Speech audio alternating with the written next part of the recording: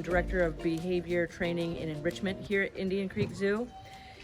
And what I've been working on is training Dill Pickles, our ring-tailed lemur. So I've trained them. I mean, when I first started training them, they were very nervous, very afraid of people. But studies show if you're actually using positive reinforcement training, it's the animal's preferred form of enrichment. I agree with that 110%. You'll see it on their faces as soon as we go in there. So anyways, usually when I start training any animal, one of the first things I teach is a nose target, which is they touch their nose to the end of a target stick. And that can come in handy in so many ways. So there's a nose target, there's a foot target, you can do all kinds of targets. So I started teaching them, I ran out of things to teach them. So I actually taught them to touch their hands to our hands by holding a syringe full of baby food like this, and they would touch our hands. And that helped desensitize them to touching things other than themselves or whatever's in their enclosure. And because I paired it with a positive reinforcer, they became very comfortable with it and was really looking forward to it. So then we taught them the hand targets. And then so we decided we wanted to start teaching them to paint. And this is Dill Pickles, one of their paintings. So we're still in the beginning stages of teaching them, but I was like, all right, they know a hand target. They know when they put their hands on my hands, banana baby food comes. So I started holding my hand over top of their head, and what they started doing was reaching up and touching my hand like this. So now I come in to paint, and I'm trying to teach them to paint, but what was happening, I was trying to get their hand to target to the middle. What they started doing was grabbing the edges of the canvas, and that's not what I wanted. I don't want fingerprints all around the edge. I want a nice different prints right in the middle of the canvas. So I started holding my hand over their head, and they clearly knew, touch hand to hand, so they were putting their hands up in the air. So then I quickly went like this and put the canvas over their head, and they looked at it for a second, and this is what's called generalizing behavior, is they touched their hand to the canvas, but then they started grabbing the edge of the canvas again. So what I did was then position the canvas right in front of them, right where would it be so easy for them just to put their foot right here to get to the banana baby food that I was holding. And so now they're in the beginning stages of learning, not necessarily touch the edge, but now they have to put their hand in the paint, which could be an aversive itself because it's cold, it's wet, they're not familiar with it.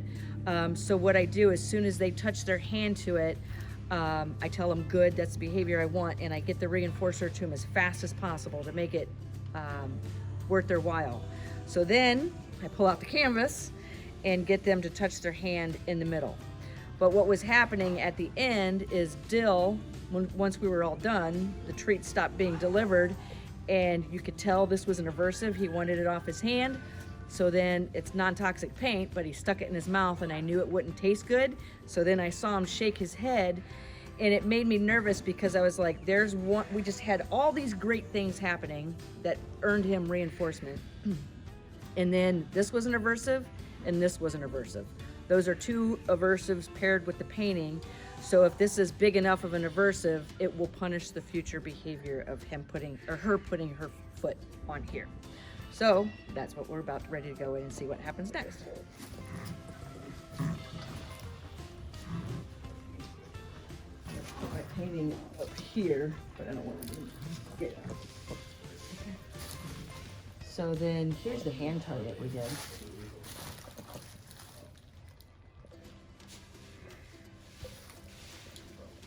Good. So I don't punish that good. I just reinforce for the behavior I want and ignore any behavior I don't want. So then I started doing this. Good. Good. Good. So she's seeing that she's not getting reinforcement. Good. So I make it a little easier for her.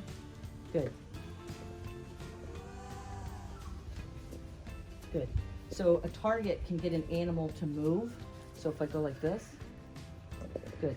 So if I want them to move, And then, so if I wanted them in a crate, you know, I could put the, boom, they walk in a crate. So these guys are crate trained, harness trained, scale trained, target trained, painting. Good. So then this one, I wanted people to have, good, to have this kind of encounter. I mean, our encounters in the past, people have said the lemur encounter is the best they've had of any lemur encounter. Okay, so back. Good. You come down here. Come down here. Good. This is what I taught. You do it. She's not doing it. She's supposed to jump up. That's okay. She hasn't done it in a while. Nice job. No force. They do not like to be pet, so I will not let anybody touch them. The lemurs do the touching. Nice job. Good. See how she got right in the middle, right where I want her? So she's gonna get a little bit, she's gonna get a lot, because that's where, okay. Good.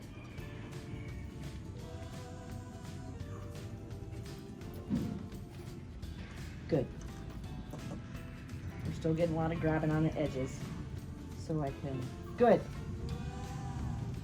So I'm noticing if I put it down, good. Good.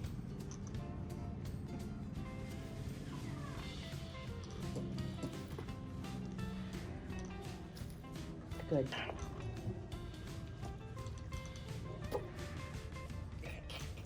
Here's the reverse one. So,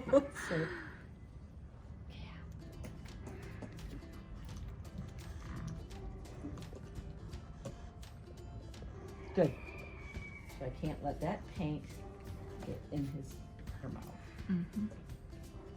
Oh, okay, dang it.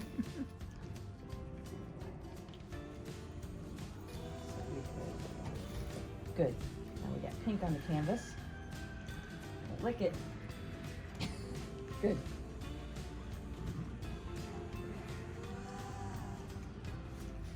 Good. Good.